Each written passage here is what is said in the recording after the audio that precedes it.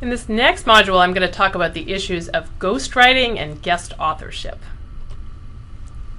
So this has been a hot topic in the last 3-4 years. It's been covered in a number of articles in the New York Times, and it has had some pretty profound influence on the medical literature. So I want to spend some time talking about it. I'm mostly going to be talking about the medical literature here. This has been a major problem in the medical literature. I'm not sure of the extent to which it occurs in other scientific disciplines, but certainly for the medical literature, it's been a huge issue of late. So what are we talking about here? So what are ghost authors? So a ghost author is somebody that a company would hire, a professional writer who a company would hire to draft a manuscript. At the end of the day, though, they would not be listed as an author on the manuscript, hence the term ghost authorship. So the company goes out and hires somebody, and it's, I'm certainly have nothing against professional writers getting involved in the manuscript writing process. I think that can often be a very good thing.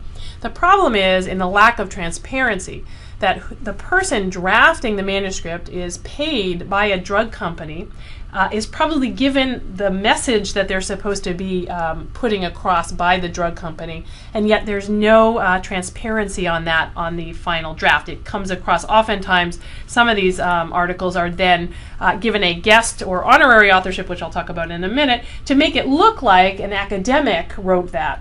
And so there's all sorts of problems there. The related type of authorship is this guest authorship, or sometimes called an honorary author. And this happens when a company writes a manuscript, drafts a manuscript, does all the data analysis, kind of makes all the conclusions on their own. After the draft is ready, they contact somebody who's at an academic institution, usually kind of a prestigious university, and say, hey, we'd love to make you an author on this paper. You remember you kind of helped us a little bit with the study design way back when. Well, now we want to make you first author on the paper. And this happens, and I'm going to show you how well documented this is. And authors, academic researchers lend their name as an author, often a first author.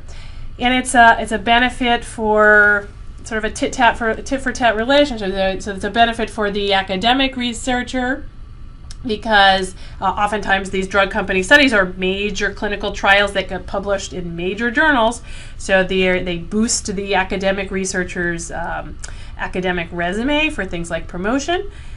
They also help the drug company, because if you kind of try to minimize the involvement of the drug company and make it look like somebody at a prestigious independent academic institution was the person responsible for the article, that bolsters some credibility to the paper, some sense of that there's an independent person involved. So obviously that is misleading. So people have tried to figure out how often does this occur. It's kind of a well-known thing that this has occurred for a long time in the medical literature. People have been aware of it, and it's just kind of been done. It's been getting a lot more press attention lately because of the fact that there's been some major drug trials, some court trials involving drug companies, where there's been a lot of internal documents that have been opened for viewing because of these court trials, and some interesting things have been found there, and so I think there's just a heightened awareness of this issue. So how often does it occur? In the latest study in British Medical Journal in 2011, some researchers sent an anonymous survey to the corresponding authors of articles from top medical journals. So these are things like the Annals of Internal Medicine, JAMA, New England Journal of Medicine, and they asked them to report in an anonymous survey how often guest or honorary authorship occurred and how often ghostwriting occurred. And so they found that 17.6% of those corresponding authors reported the occurrence of honorary or guest authorship, and 7.6% reported the occurrence of ghost authors. So it's happening, and some of these papers, of course, may have overlapped. So it's happening, though, in about somewhere around 20% or so of papers. So that's a fairly high percentage, and these, again, are the top medical journals. So this really quite pervasive. So just to give you an example of this, as a case study, there was a paper published in JAMA in 2008. the researchers had access to a whole bunch of internal company documents from Merck, because Merck was being sued due to the drug Vioxx, which was pulled off shelves when it was learned to increase the risk of heart attack. So the researchers went through a whole bunch of court documents. They found about 250 court documents that were relevant to this issue of authorship. And they looked at these company emails and company internal documents that were related to either publishing clinical trials papers or review papers. And what they found was really quite interesting and shocking. So I'm just going to quote the summary that the authors wrote in the JAMA paper. So they reviewed 24 clinical trials papers, and they said this is what they found. Documents were found describing Merck employees working either independently or in collaboration with medical publishing companies to prepare manuscripts and subsequently recruiting external academically affiliated investigators to be authors. So this is this whole problem of using honorary or guest authors. Recruited authors were frequently placed in the first and second positions of the authorship list. So again, people really knew that this was occurring, but when we had all of these documents, then you could really kind of track exactly how prevalent and how systematic this was at a company like Merck. And just to give you an idea, this is one of the emails that was published in this article. It's from an internal company email where they're writing to a potential guest author and asking them if they'd like to be an author. And it kind of just shows you how blatant this is. So the company writes to the potential guest author, "I would like to invite you to be an author on the abstract and manuscript for this study. We are currently preparing both for submission before the end of this year." So obviously the company is already preparing these things, and now after the fact, they're asking for this person to be an author in the study. "Could you please let me know if you would be interested in authorship on both the abstract and manuscript, one of the two planned publications, or none?"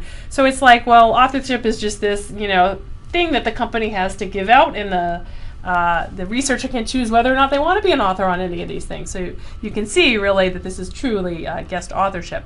"In making your decision, you may want to take into consideration that the results of this study were negative at first glance." So they're saying, hey, to the researcher, you may not want to be on this study because it came out negative. Well, obviously that's not the reason somebody should be an author on a study or not. Obviously this researcher was not heavily involved in the analysis and the writing of this paper, so this is a clear case of guest authorship, and they turned up a number of very emails like this, which made it very obvious what was going on. Even more interesting when they looked at the review papers. Now, review papers aren't based on any new data. So what was happening with the review papers is that people that were in marketing in Merck were kind of coming up with a marketing strategy. They were then contracting with medical publishing companies who would ghostwrite the manuscripts. So obviously those publishing companies, those professional writers, weren't going to be put as the authors on that manuscript. And then they would go to an external academic person and ask them to be the author. So this is a real case where a review article may present a particular opinion or view or perspective, and so they're basically getting an outside academic person who has this sense of authority and independence to lend their name to their marketing strategy. And often these authors were paid honoraria for their participation. So not only did they not write the article and they get to put it on their CV, but they're also being paid to lend their name. And interestingly, only half of these review articles disclose the ties to Merck. So that's quite insidious, and you can see that could have a profound impact on the medical literature. Merck could actually put this whole set of opinions and perspectives out in the medical literature with it having the stamp of it coming from an academic institution when it really came from the drug company marketing people. So you can see why this has been such a hot issue. I'll refer you to a couple more articles if you're curious. It's a very fascinating topic. If you're curious to read more, there's been a whole bunch of articles in the New York Times about this, and I'll just quote you from one of these articles to again show this wasn't just Merck. So in another case with Wyeth being sued over hormone replacement therapy, another whole set of court documents came out. And so the New York Times and PLOS Medicine got together and kind of went through these documents, and here's the summary. The court documents provide a detailed paper trail showing how Wyeth contracted with a medical communications company to outline articles, draft them, and then solicit top physicians to sign their names, even though many of the doctors contributed little or no writing. The documents suggest that the practice went well beyond the case of Wyeth and hormone therapy, involving numerous drugs from other pharmaceutical companies. So this was a really widespread thing for drug companies. And again, now journal editors are becoming much more aware of it. So it's likely that this practice will change, but as that British Medical Journal article showed, it's still fairly pervasive in the literature, at least in the medical literature. The preceding program is copyrighted by the Board of Trustees of the Leland Stanford Junior University. Please visit us at med.stanford.edu.